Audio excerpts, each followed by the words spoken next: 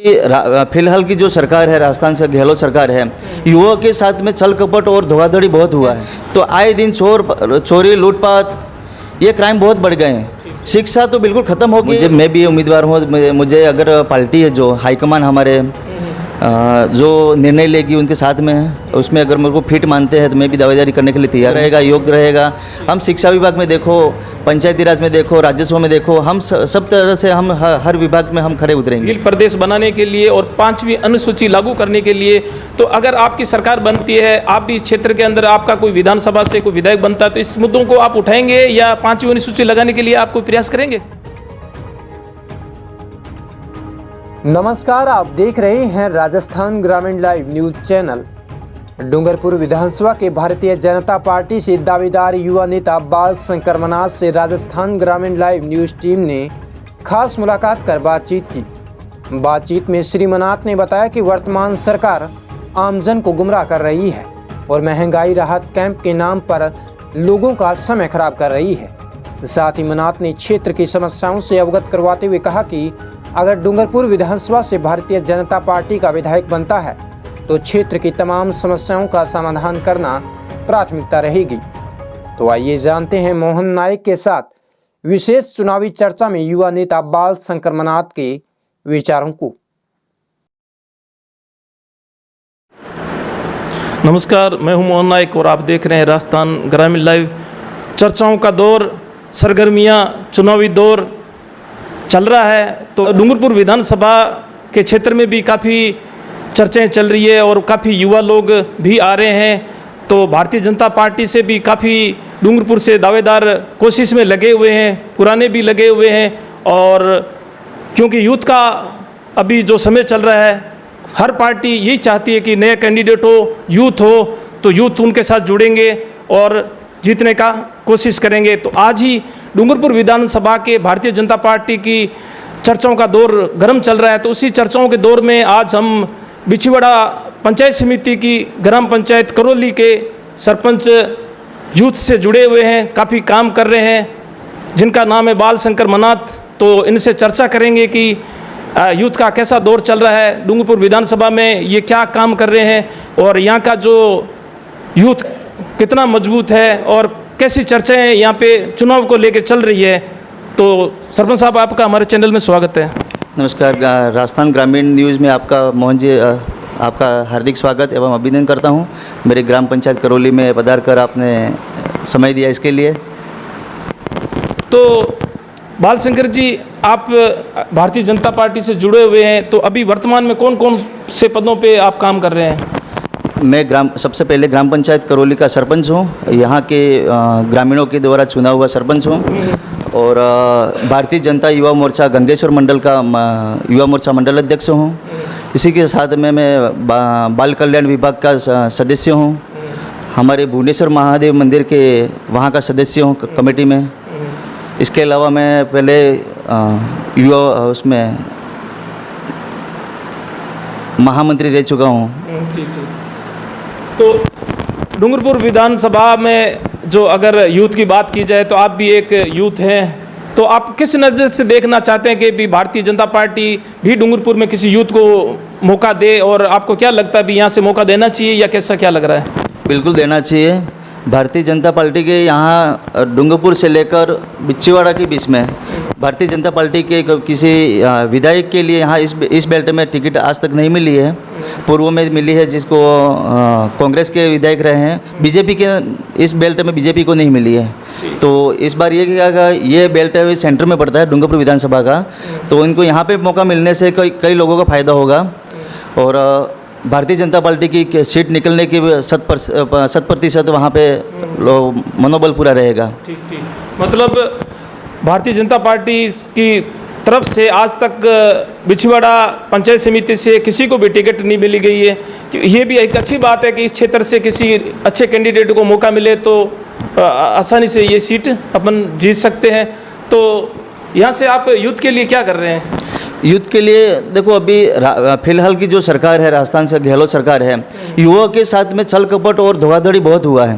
Paper leak के मामले का हो, बलात्कार के मामले का हो, क्राइम आज यहाँ से देखो डूंगरपुर से लेकर बिच्छीवाड़ा में देखो, इधर डूंगरपुर से लेकर मोतली मोड़ तक देखो, डूंगरपुर से लेकर गेजी तक देखो, डूंगरपुर से लेकर ये हिम्मतपुर मेवाड़ा तक देखो, पत्थर मार हर बार हो रहे हैं, चोरों का भरमार हो रहा है, लूटपाट हो रहे हैं।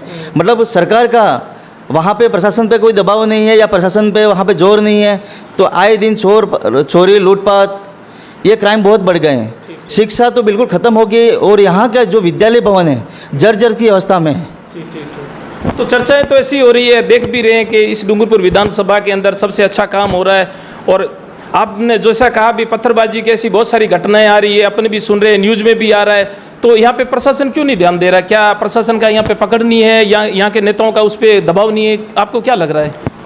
कुल मिला के सरकार का दबाव नहीं है, तभी तो इतने बड़े काम हो रहे हैं।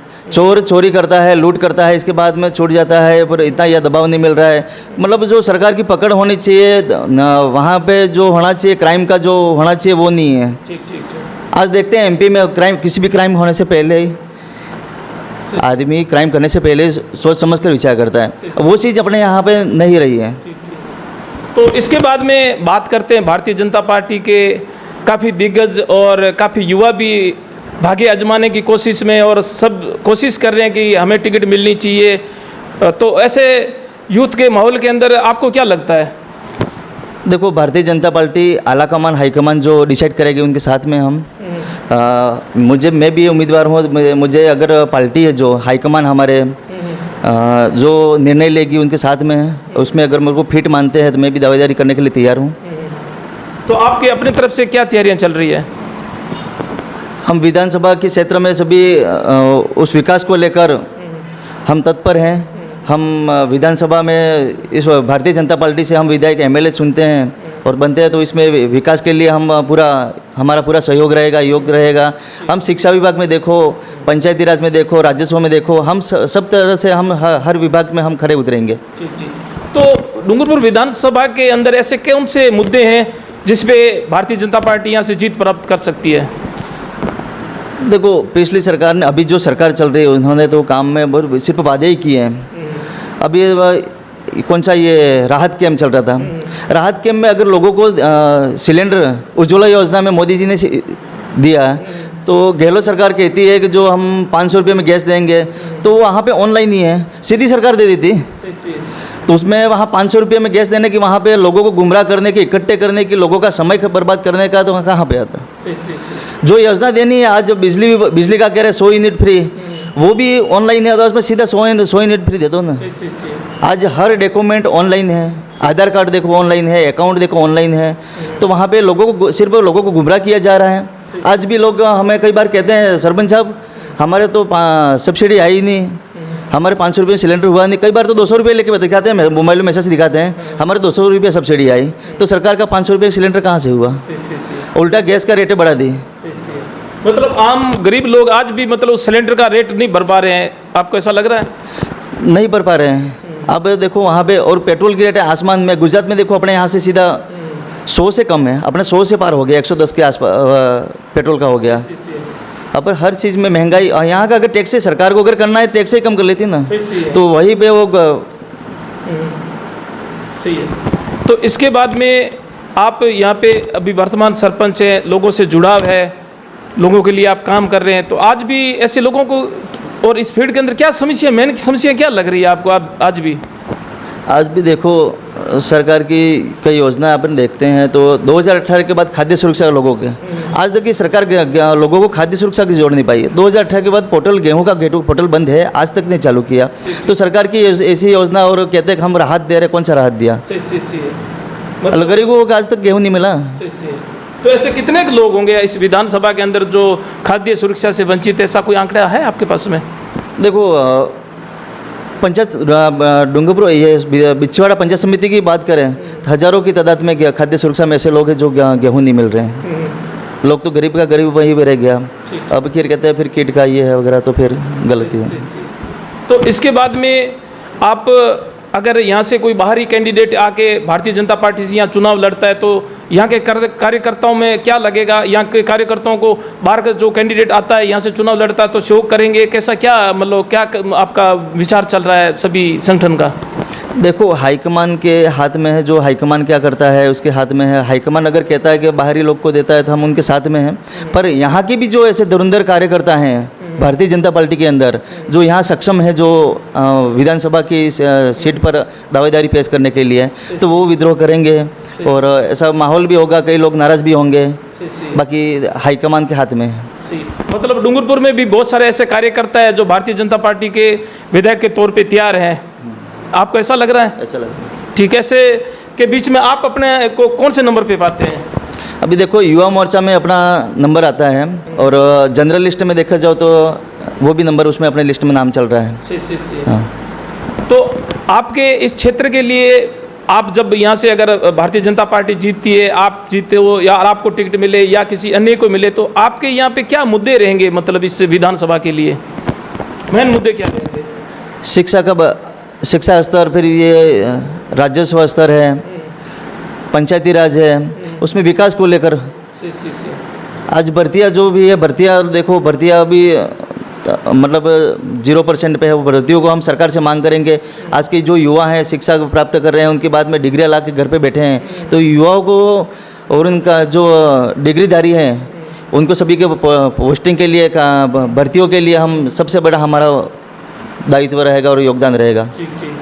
तो इसके बीच में अभी नई नई पार्टियां और भी यहाँ पे मैदान में उतरना चाह रही है, आप भी हैं, तो ऐसे पार्टी के साथ में और जो भी हैं जुड़ रहे हैं कि इधर जुड़ रहे हैं, तो उन ऐसे युवाओं को आप क्या संदेश देना चाहेंगे?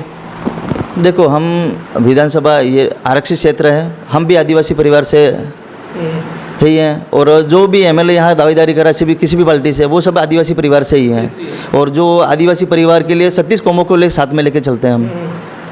तो आदिवासी परिवार एक टारगेट ले के चल रहे हैं भील प्रदेश बनाने के लिए और 5वीं अनुसूची लागू करने के लिए। तो अगर आपकी सरकार बनती है, आप भी इस क्षेत्र के अंदर आपका कोई विधानसभा से कोई विधायक बनता है, तो इस मुद्दों को आप उठाएंगे या 5वीं अनुसूची लगाने के लिए आप कोई प्रयास करेंगे? देखो, इस क्षेत्र में देखो सभी यहाँ के नागरिक हैं, तो उनको सभी को अपना अपना मुद्दा रहता है। सभी को रोजगार, सभी को सर्विस, सभी को नौकरी मिलनी चाहिए। ठीक। तो मतलब आप भी 5वीं अनुसूची को लागू कराने की कोशिश करेंगे? हाँ, 36 कौम को हम साथ में लेकर चलेंगे। ठीक।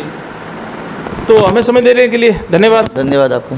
तो ये यूथ के बाल शंकर जी मनात और करौली सरपंच और बिछेवाड़ा पंचायत समिति है इनकी, और ये भी भारतीय जनता पार्टी में प्रयासरत हैं, काफ़ी दिग्गज भी हैं, काफ़ी युवा भी हैं, और सरकार को युवाओं को मौका देना चाहिए क्योंकि अभी यूथ का ही ज़माना चल रहा है। हर पार्टी के अंदर यूथ है, यूथ को आगे आना चाहिए, यूथ को मौका देना चाहिए, तो यूथ भी